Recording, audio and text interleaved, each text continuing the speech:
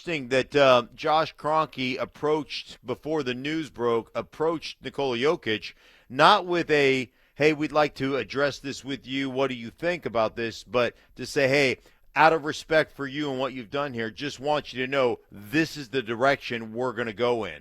We're firing Michael Malone. We're firing Calvin Booth, and you're not going to have a say." And like he's not an owner, so does he deserve a say? I don't know. You could debate that, but to not give him an option, because I think my gut tells me that if you gave Nicola an option, that he would have tried to save Michael Malone's job. Yeah, well, I think with a guy with Jokic, you know your players, right? Some guys, they want to be in on everything, and they want to know everything, and they want to be communicated with. And I don't think Jokic is quite that way to when you talk about superstars.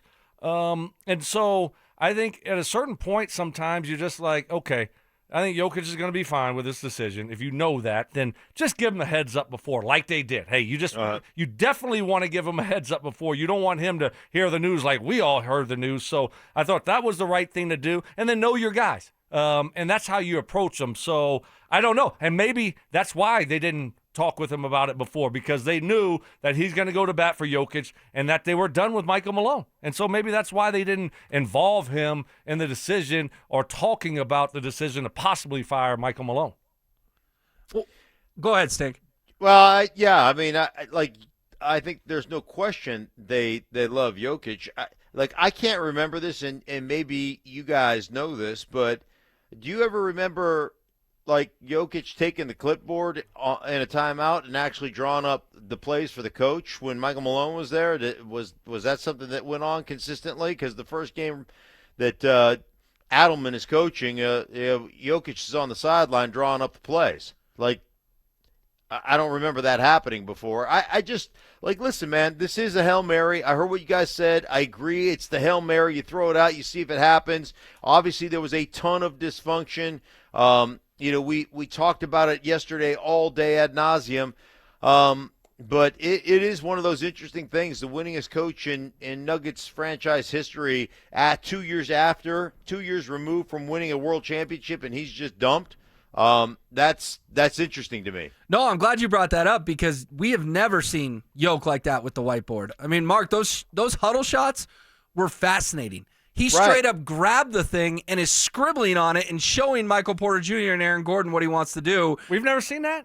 No, not that player coach level. We've seen him take over some huddles before. And I'm Verbally, trying to I don't ever remember grabbing the whiteboard, the clipboard, and saying, "This is what we're going to run." I don't ever remember that. Is that healthy, fellas? Is that healthy for? Yeah, he's the best player on earth, but is that healthy in game one of the David Adelman era for Jokic to be doing that? Personally, I'm okay with it because he's earned that right in my eyes. But does it get a little too?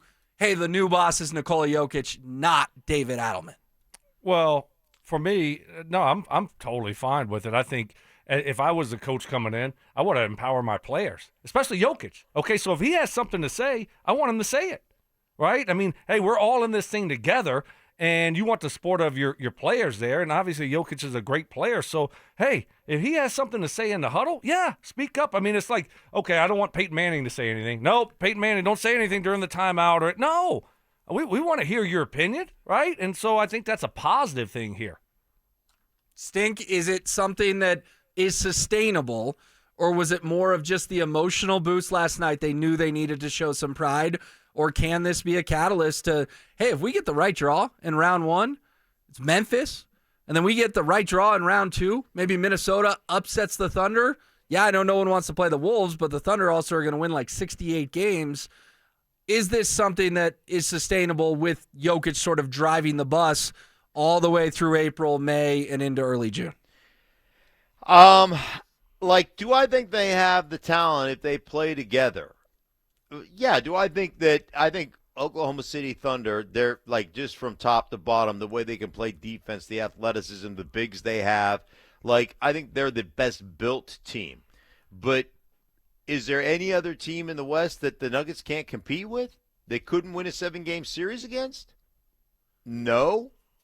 Like, they could win a 7-game series against any other team in basketball. The Thunder, I think, would give them trouble. But the bottom line is, I think they could get to that championship game. So I wouldn't discount that. I will say that, it just is interesting to me because the fact that Michael Malone, aired this team out time and time again, and it was okay. And the reason it was okay previously, before they won a championship, is because he had permission from the best player, Jokic.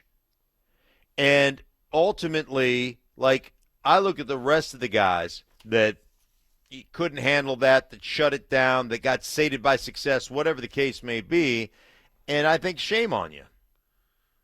Shame on you.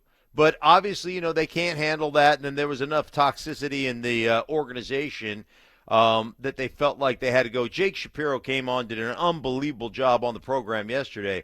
But when he says that Calvin Booth hired a coach to put on Michael Malone's staff, and Michael Malone said, forget you, you're not putting a coach on my staff, and then players were working with said coach, I mean, that was Russell Wilson-esque when Russell Wilson wanted his own coach in the building.